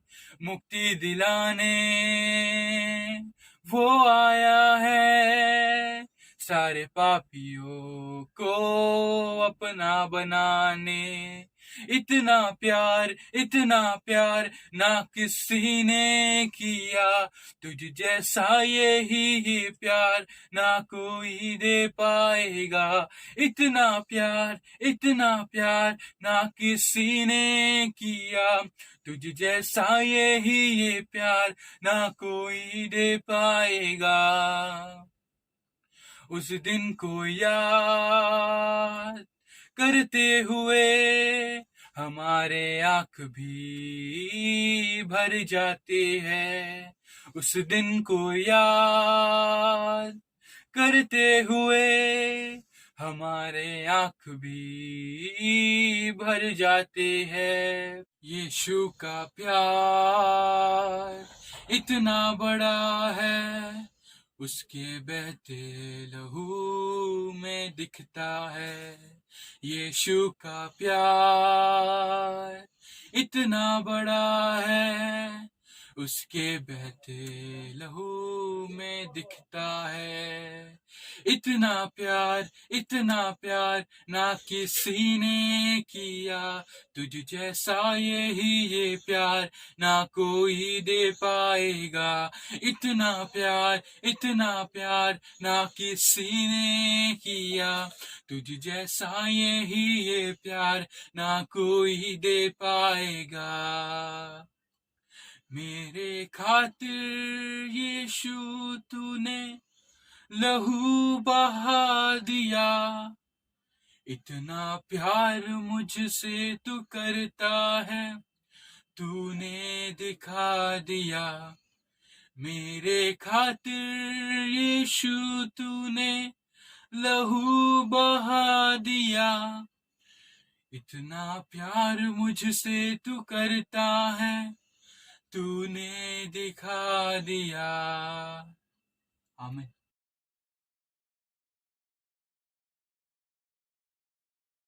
আজকে গুড ফ্রাইডে শুক্রবারে আমরা যখন একত্রিত হয়েছি, আমরা দেখব প্রভু যিশুর পঞ্চম বাণী।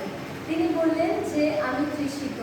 তার এই তৃষ্ণা স্বাভাবিক, কারণ তিনি একধারে মানুষ ছিলেন আর একধারে ঈশ্বর ছিলেন। যেমন একজন মানুষ তৃষ্ণা পায়, তার ক্ষুধা পায়, সেরকম প্রভু যিশুও তার তৃষ্ণা পেয়েছিল। কারণ তার দুঃখ ভোগ সমাপ্তকালে তার তৃষ্ণা পেয়েছিল। তিনি গত রাত্রি থেকে শুরু করে সেই গেথসেমানি থেকে তার শুরু হয়েছিল দুঃখ ভোগ। তারপরে তার সেই শিষ্য জিহুদা যখন তার বিশ্বাসঘাতকতা চুম্বন, তার সেই সৈন্যদের কাছে প্রভু যিশুকে ধরিয়ে দেওয়া, আর তারপরে সেই সারা রাত্রি ধরে তার উপরে অকথ্য অত্যাচার, পোড়ার প্রহার, ভারী ঘুষ গ্রহণ আর সেই কাঁটার মুকুট মাথায় করে প্রভু যিশু এত নিদারুণ অত্যাচার সহ্য করে তিনি তৃষিত। কারণ তিনি একজনের মানুষ, তারও তৃষ্ণা পায়। আমরা দেখি যে যখন প্রভু যিশু তৃষিত হলেন আর তিনি বললেন যে আমার তৃষ্ণা পেয়েছে, আমার পিপাসিত, আমাকে তোমরা একটু জল দাও। কিন্তু সেই সময়তে আমরা কেউ তাকে জল দিতে পারিনি। সেই রোমান সৈনিকরা তার মুখে সেই অম্লরস, অ্যাসিড, তিক্ত অ্যাসিড তুলে দিয়েছিল, কিন্তু তিনি একটু জলও পায়নি। কিন্তু আমরা যদি দেখি যে তিনি কতবার আমাদেরকে জল দিয়েছেন, আমরা যদি দেখি সেই যখন দাসী হাগার যখন তৃষিত হয়েছিল প্রান্তরে, তখন প্রভু যিশু তখন সে স্বয়ং ঈশ্বর স্বর্গদূত প্রেরণ করে তার জন্য জল পাঠিয়েছিল। যখন প্রান্তরে ইসরায়েল জাতি তৃষিত হয়েছিল, তখন সে অগ্নিশিলা বিদীর্ণ হয়ে জল দিয়েছিল। আর মসিকে ঈশ্বর আঁকা করেছিল, যেখানে সেই মারার জল, যে জল কিনা খাবার কোনো যোগ্য নয়, তিক্ত জল, কিন্তু ঈশ্বর মসিকে বলেছিল সেই জলে একটি গাছ কেটে ফেলতে, আর সেই জল মিষ্ট জলে পরিণত হয়েছিল।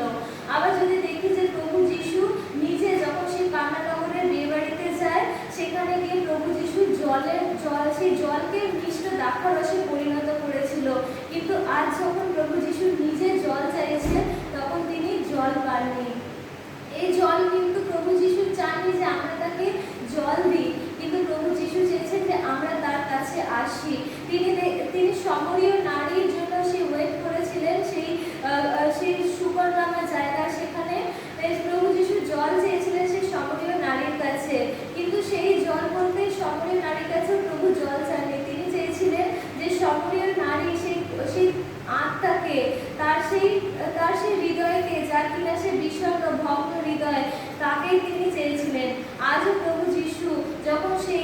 শেষ সময়ে উপস্থিত হয়েছেন জেনে তিনি আমাদের কাছে জল চেয়েছেন যে তোমরা আমার কাছে এসো। তিনি চাইছেন যে আমরা তার কাছে যাই, তিনি তার সৃষ্টির কাছে জল চাইছেন।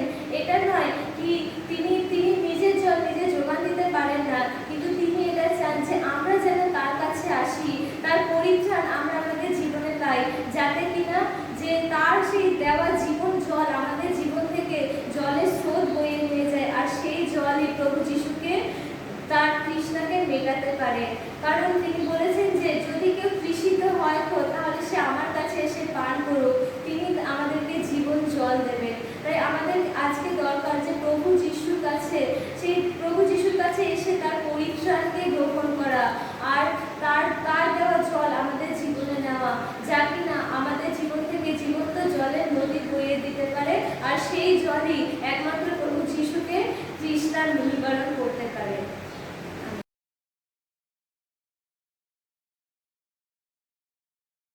পিপাসা পাওয়ার পর যখন যিশু বলিলেন, তখন তাকে জলের বদলে সিরকা দেয়া হইল, সেই অম্লরস।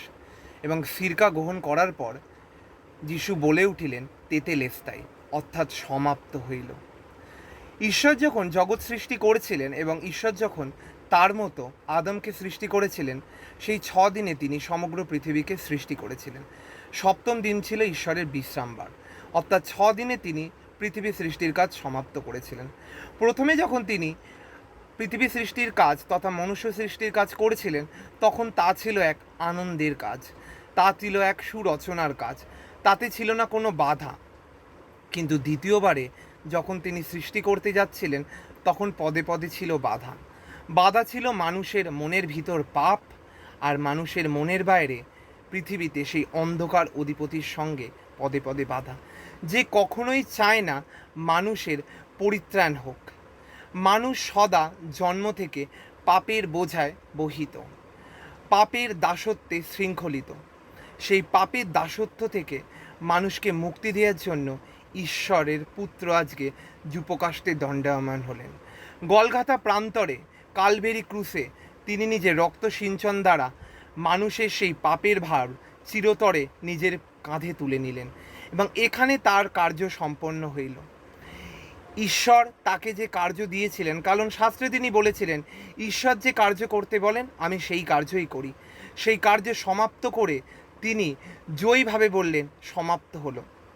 এখানে তিনি সমাপ্ত করলেন মানুষের পাপের সমস্ত ভার, এখানে তিনি সমাপ্ত করলেন মানুষের পাপের সমস্ত বোঝা, এখানে তিনি সমাপ্ত করলেন শয়তানের দাসত্বের শৃঙ্খলকে ভেঙে মানুষের এক আনন্দের নতুন আস্বাদ। কারণ একমাত্র আমরা জানি প্রভু যিশুই পারেন আমাদেরকে পরিত্রাণ দিয়ে প্রকৃত অনন্ত জীবনের সেই স্বাধীনতার আস্বাদ দিতে, এবং সেই স্বাধীনতার আস্বাদই তিনি আমাদের দিলেন। মানুষ দীর্ঘদিন ধরে পাপের ভারে লঙ্ঘিত হয়ে যে ঈশ্বরকে হাহাকার স্বরে ডাকছিলেন, সেই ঈশ্বর তার মানবরূপী পুত্রকে পাঠিয়ে আমাদের সেই মুক্তির পথের কার্যকে সমাপ্ত করলেন। আজকে আমাদের রাজাদের রাজা প্রভুদের প্রভু যিশু কালভেরি ক্রুশে আসনে দণ্ডীয়মান হয়ে কাঁটার মুকুট পরে হাতে পায়ে পেরেক বিদ্ধ হয়ে নিজের পবিত্র রক্ত সিঞ্চন করে এক প্রকৃত রাজার মতো আমাদের স্বাধীনতা দিয়ে গেলেন। স্বাধীনতা দিয়ে গেলেন আমাদের পাপ থেকে, স্বাধীনতা দিয়ে গেলেন আমাদের সমস্ত কালিমা থেকে, এবং তিনি বিজয় গর্বে এই কথাই বললেন যে তেতেলেস্তাই, অর্থাৎ সমাপ্ত হলো।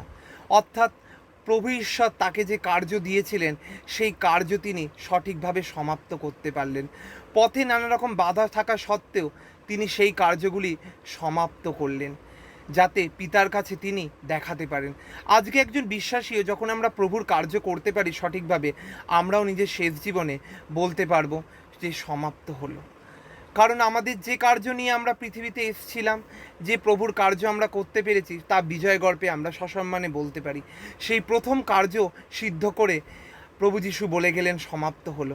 তিনি সমাপ্ত করলেন সমস্ত শয়তানের প্ররোচনাকে, সমাপ্ত করলেন সমস্ত হতাশা গ্লানিকে, সমাপ্ত করলেন সমস্ত অন্ধকারকে, সমাপ্ত করলেন সমস্ত পাপকে, এবং সর্বোপরি সমাপ্ত করলেন আমাদের সাথে ঈশ্বরের যে প্রাচীর ছিল, সেই দুর্ভেদ্য প্রাচীরকে তিনি সমাপ্ত করে গেলেন। আজকে আমাদের সাথে ঈশ্বরের মধ্যে মিলনের সেই সেতুবন্ধন হলো তার পুত্রের রক্তসিঞ্চন দ্বারা, এবং তিনি সত্যিই সমাপ্ত করে গেলেন আমরা আদম দ্বারা যে প্রথম পাপ করেছিলাম এবং তারপর আমরা পাপ কার্য করেই যাই, সে আমাদের মনের পাপ থেকে এবং শয়তানের প্ররোচনার পাপ থেকে, সেই অন্ধকারের অধিপতির পাপ থেকে, সেই সমস্ত পাপ থেকে মুক্তির পথ তিনি আমাদের দেখিয়ে গেলেন। তাই তিনি তার কার্য সমাপ্ত করলেন এবং তিনি তাই বিজয় গর্ভে এক সশস্ত্র রাজার মতো বললেন যে সমাপ্ত হলো। এখানে তিনি সমাপ্ত করে গেলেন আমাদের সকল পাপকে কিভাবে আমরা ঈশ্বরের কাছে পৌঁছাতে পারবো সেই রাস্তা তিনি আমাদের খুলে দিয়ে গেলেন এবং অন্তরায়কে সমাপ্ত করে দিয়ে গেলেন। তাই ঈশ্বর সগর্বে বললেন তেতেলেস্তাই, অর্থাৎ সমাপ্ত হলো। তিনি কত মহান, তিনি যেতে যেতেও আমাদের কাছে সব কিছু সুঅভ্যাসের রাস্তা তৈরি করে দিয়ে গেলেন এবং সমস্ত কালিমাকে তিনি সমাপ্ত করে গেলেন। আমিন।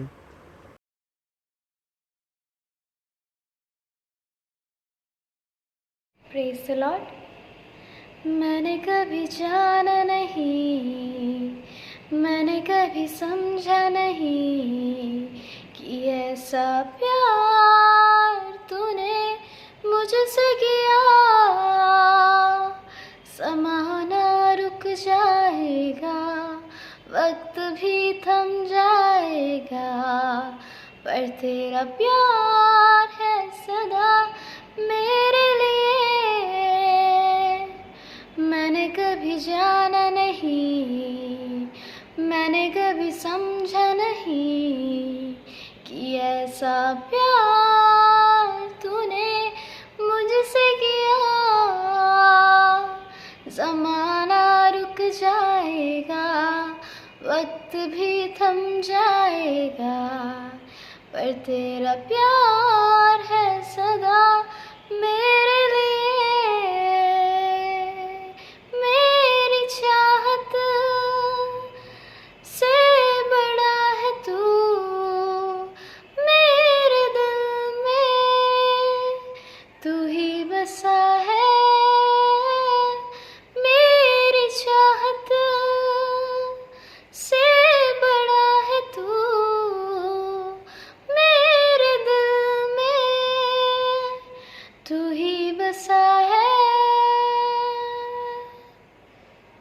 मैंने कभी जाना नहीं, मैंने कभी सोचा नहीं कि ऐसा प्यार तूने मुझसे किया। ज़माना रुक जाएगा, वक्त भी थम जाएगा, पर तेरा प्यार है सदा मेरे लिए।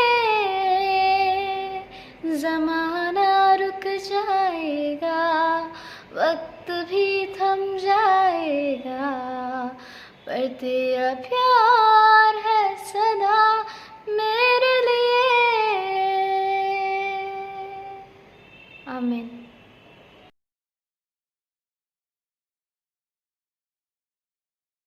আসুন আমরা এবার প্রভুর সপ্তবাণী অর্থাৎ শেষ বাণীর দিকে যাব।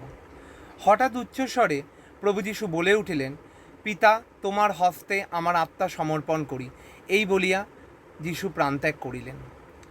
এখানে আমরা দেখতে পাই যে গেতসেমানি বাগানে যীশু বলেছিলেন, পিতা তোমার ইচ্ছাই আমার জীবনে সিদ্ধ হোক, এবং তারপর কালভেরি ক্রুশে নিজের প্রায়শ্চিত্ত কার্য শেষ করার পর তিনি সগৌরবে বলিলেন, পিতা তোমার হস্তে আমার আত্মা সমর্পণ করি। অর্থাৎ এখানে পিতার কাছে পুত্র সগর্বে নিজের আত্মাকে গচ্ছিত রাখতে চায়।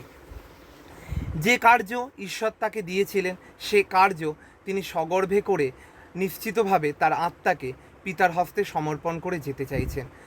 আজন্ম কাল থেকে মানুষ যবে থেকে সৃষ্টি হয়েছে, মানুষ পাপের ভারে লঙ্ঘিত, ঈশ্বরের থেকে বিচ্ছিত। ঈশ্বরের কাছ থেকে সে সর্বদা উচ্চস্বরে আর্তনাদ করে আসে। সেই কার্য একমাত্র করে দেখালেন সেই ঈশ্বরের পুত্র যীশু, যে কার্য তাকে দেয়া হয়েছিল। সেই কার্য তিনি 33.5 বছরের জীবনে দেখিয়ে গেলেন কিভাবে মুক্তির পথ পাওয়া যায়। কিভাবে পরিত্রাণ পাওয়া যায়, কিভাবে আবার সেই পিতে ঈশ্বরের সান্নিধ্য লাভ করা যায়। এই সকল কার্য করে যাবার পর তিনি যে মৃত্যুদণ্ডে গেলেন, তাকে যে কালভেরি ক্রুশে চাপানো হলো, তিনি যে বিভিন্ন অকথ্য অত্যাচারের সাক্ষী হলেন, তারপরেও তিনি যে শেষ দিয়ে পিতার কার্য শেষ করে যেতে পারলেন, তার জন্য তিনি সগর্বে বললেন যে আজ থেকে আমার আত্মা পিতার হস্তে সমর্পিত হোক। আমরা দেখে আসি প্রাচীন যুগে যে অশ্বমেধ যজ্ঞ বা গোমেধ যজ্ঞ হতো, সেই যুগে নরমেধ যজ্ঞরূপে উত্তম মানুষরূপে সেই যজ্ঞে সামিল হলেন প্রভু যীশু। নিজের রক্ত সিঞ্চন দ্বারা মানুষকে দিয়ে গেলেন মুক্তির পথ, মানুষকে দিয়ে গেলেন এক নতুন পথের সন্ধান, যে পথে গেলে মানুষ ঈশ্বরের সান্নিধ্য লাভ করবে। আমরা যদি লুক, যোহন, মার্ক, মথি প্রত্যেকেরই লেখা দেখি, তারা প্রত্যেকেই বলছে যে প্রভু যীশু গলগাথায় কালভেরি ক্রুশে মাথা নিচু করে শেষবাণীতে বলে গেলেন এই কথা। গ্রিক ভাষায় একটি কথা আছে, পারাটিথিমাই, অর্থাৎ সমর্পণ করা, অর্থাৎ বা সম্পদ গচ্ছিত রাখা। এখানে তিনি প্রভু যীশু ঈশ্বরের কাছে নিজের আত্মাকে সমর্পণ করলেন। কারণ প্রভু যীশু বলেছেন ঈশ্বর তাকে প্রেম করেন, কারণ তিনি যখন চান নিজের আত্মাকে দিতে পারেন, আবার তা গ্রহণ করতে পারেন। কেউ তার আত্মা হরণ করতে পারে না, তিনি নিজেই সকলকে তা সমর্পণ করেন। তিনি আজকে তার আত্মাকে আমাদের জন্য সমর্পিত করলেন ঈশ্বরের কাছে। তিনি আমাদের পাপের ভার বহন করলেন। তিনি এতটি মহান, আমাদের সকল পাপ তিনি নিয়ে গেলেন সঙ্গে, যাতে আর আমাদের কোনোরূপ বলিকৃত কিছু নিজের পাপ মোচনের জন্য না বলি দিতে হয়। তিনি উত্তম মেষরূপে নিজেকে চিরচ্ছেদন করে গেলেন, যাতে তার রক্ত দ্বারা আমরা যুগ প্রতি যুগ সিঞ্চিত হতে পারি। ঈশ্বর কত মহান, তার কার্য তিনি দেখিয়ে গেলেন। তিনি জয়ী হলেন, তিনি জয়ী হলেন শয়তানের প্ররোচনা থেকে ভালোবাসার দিকে। তিনি জয় হলেন সেই চির অন্ধকার থেকে আলোর উৎসের পথে। তিনি জয় হলেন সমস্ত কালিমা থেকে সেই সরল সত্যের দিকে। তিনি জয় হলেন সেই অন্ধকারের রাস্তা থেকে আলোক পথের দিকে। এই সকল জয়ী হবার পর তিনি জানেন এবার তিনি ফিরে যাবেন ঈশ্বরের কাছে। যে কার্য করতে এসেছিলেন সেই কার্য সমাপ্ত। মানুষের মনে তিনি ঈশ্বরের বাণী দিয়ে যেতে পেরেছেন। তার জন্য তিনি সগর্বে উচ্চ নাদে বলে গেলেন,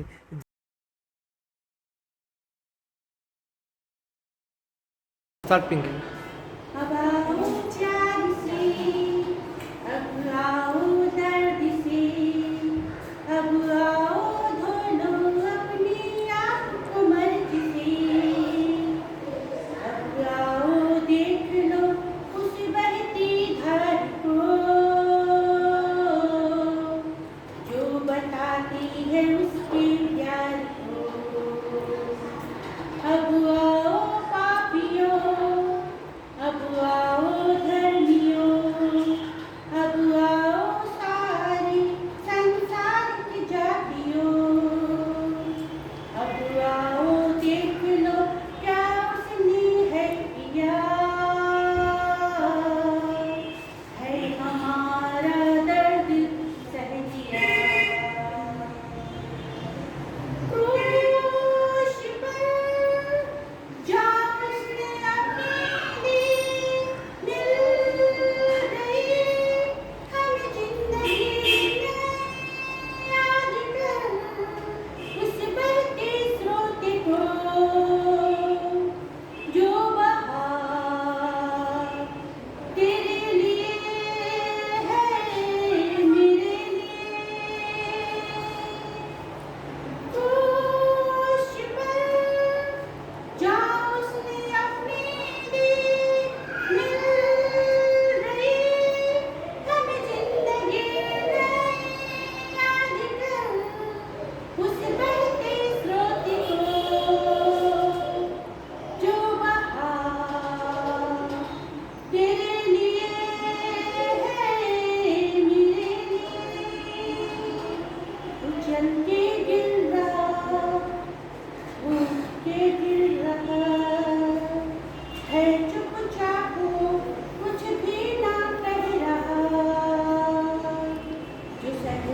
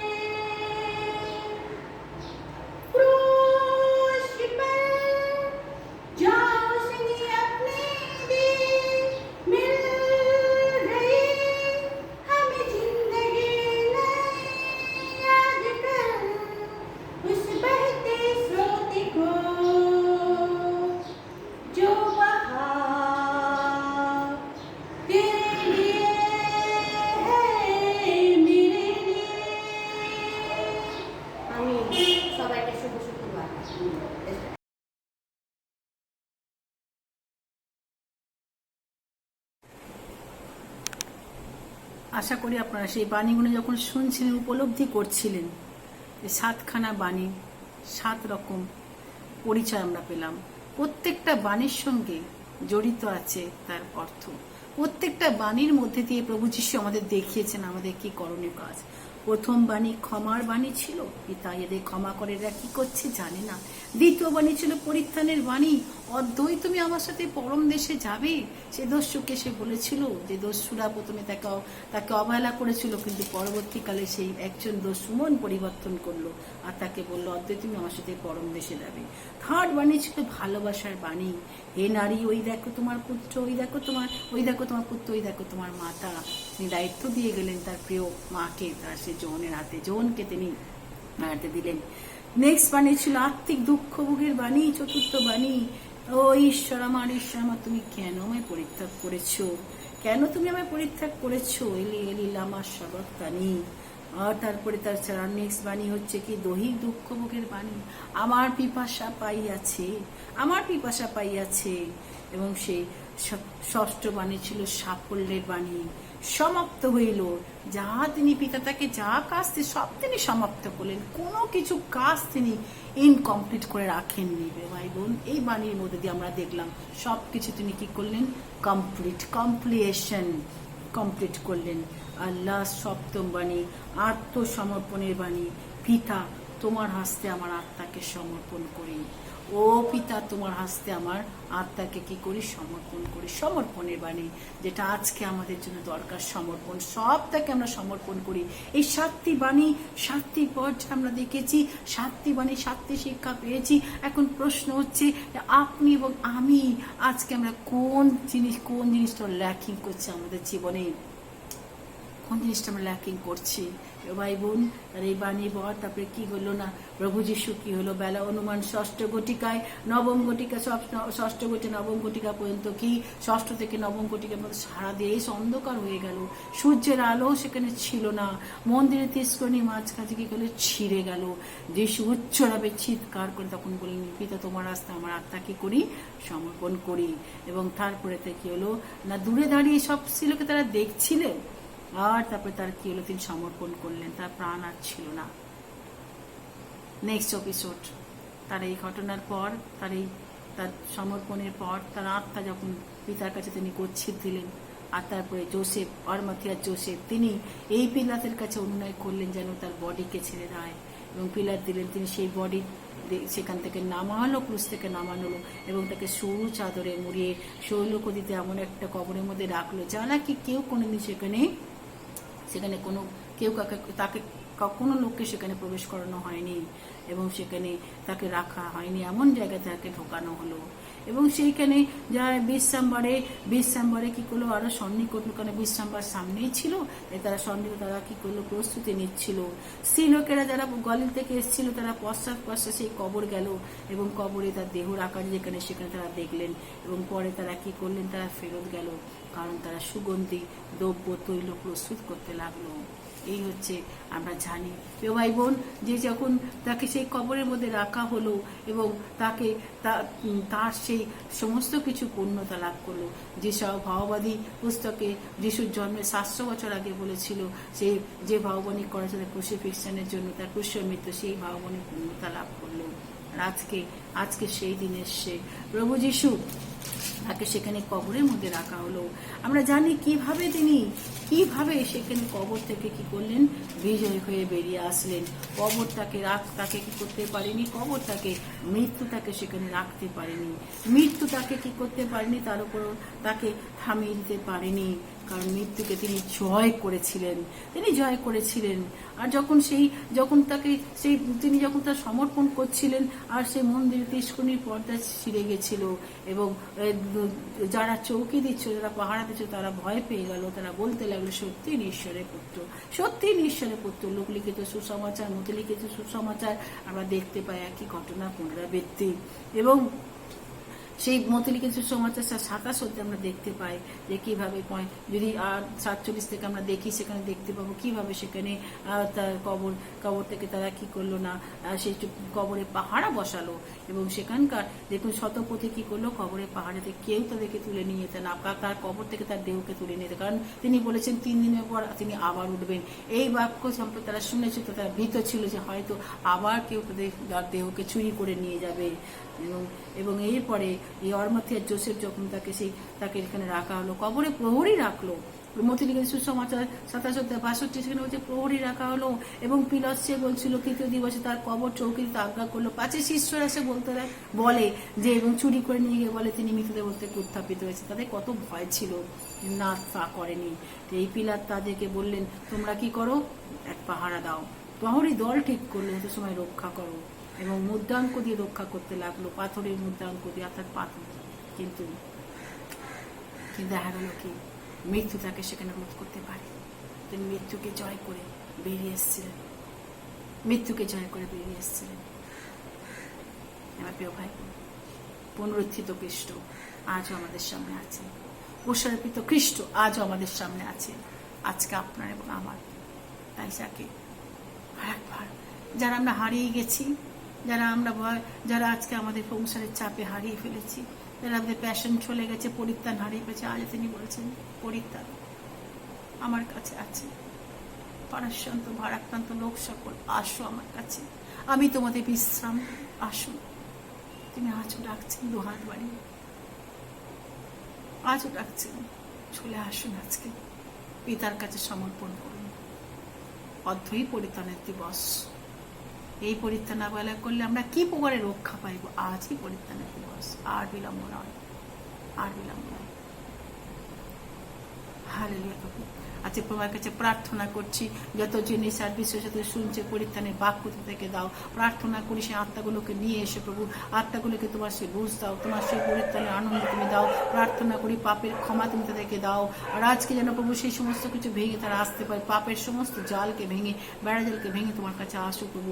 তোমার কাছে প্রার্থনা করি পরিত্রাতা ঈশ্বর, তোমার কাছে প্রার্থনা করি তুমি পথ সত্য জীবন, তোমার কাছে প্রার্থনা করি তুমি তাদেরকে দেখাও, তুমি তাদেরকে ভালোবাসো। প্রার্থনা করি তুমি তোমার হাত দিতে রেখে ধরে রাখো, তোমার ক্রুশবিদ্ধ, তোমার দেহ বেত্রাঘাত, তোমার মাথায় সেই কাটার মুকুট সব আমাদের জন্য প্রভু।